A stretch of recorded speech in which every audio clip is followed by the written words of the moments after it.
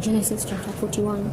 At the end of 2 full years, Pharaoh dreamed, and behold, he stood by the river. Behold, 7 cattle came up out of the river. They were sleek and fat, and they fed in the marsh grass. Behold, 7 other cattle came up after them out of the river, ugly and thin, and stood by the other cattle on the brink of the river. The ugly and thin cattle ate up the 7 sleek and fat cattle.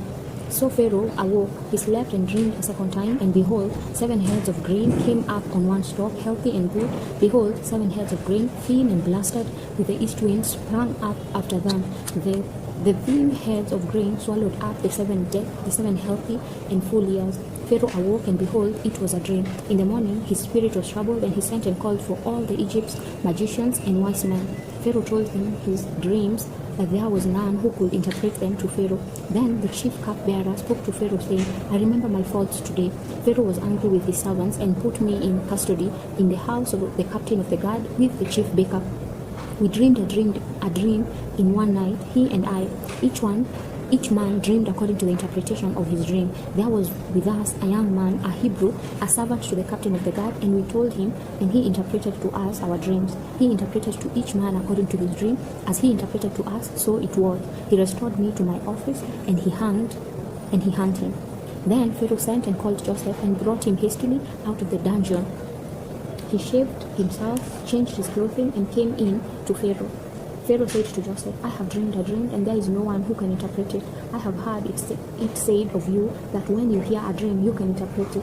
Joseph answered Pharaoh, saying, It isn't in me. God will give Pharaoh an answer of peace. Pharaoh spoke to Joseph, In my dream, behold, I stood on the brink of the river, and behold, 7 fat and sleek cattle came up out of the river. They fed in the marsh grass, and behold, 7 other cattle came up after them, poor and very ugly and thin, such as I never saw in the land of Egypt for ugliness. The thin and ugly cattle ate up the first 7 fat cattle, and when they had eaten them up, it couldn't be known that they had eaten them, but they were still ugly as at the beginning. So I awoke.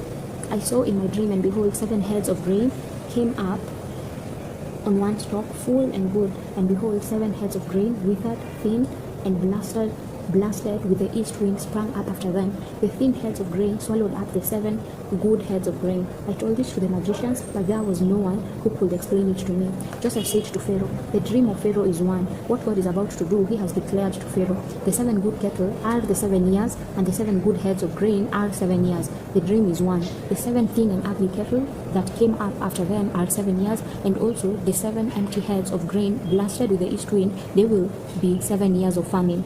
That is the thing which I have spoken to Pharaoh. God has showed Pharaoh what he is about to do. Behold, 7 years of great plenty throughout the land of Egypt are coming. 7 years of famine will arise after them, and all the plenty will be forgotten in the land of Egypt. The famine will consume the land, and the plenty will not be known in the land by reason of the famine which follows, for it will be very grievous.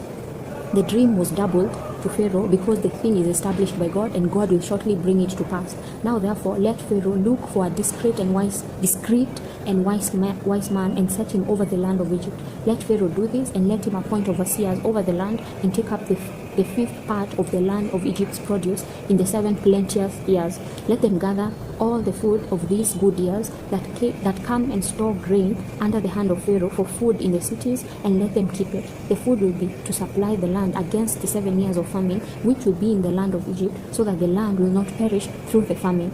The thing was good in the eyes of Pharaoh and the eyes of all his servants. Pharaoh said to his servants, Can we find such a one as this, a man in whom is the Spirit of God? Pharaoh said to Joseph, Because God has shown you all of this, there is no one so discreet and wise as you. You shall be over my house. All my people will be ruled according to your word. Only in the throne I will be greater than you. Pharaoh said to Joseph, Behold, I have set you over all the land of Egypt. Pharaoh took off his signet ring from his hand and put it on Joseph's hand, and arrayed him in robes of fine linen, and put a gold chain about his neck. He made him ride in the 2nd chariot which he had. They cried before him, Bow the knee. He set him over all the land of Egypt. Pharaoh said to Joseph, I am Pharaoh. Without you, no man shall lift up his hand or his foot in the land of Egypt. Pharaoh called Joseph's name Zaphenath Paneah. He gave him Asenath, the daughter of Potipherah, priest of of On as a wife. Joseph went out over the land of Egypt. Joseph was 30 years old when he stood before Pharaoh, king of Egypt. Joseph went out from the presence of Pharaoh and went throughout all the land of Egypt. In the 7 plenteous years, the earth produced abundantly.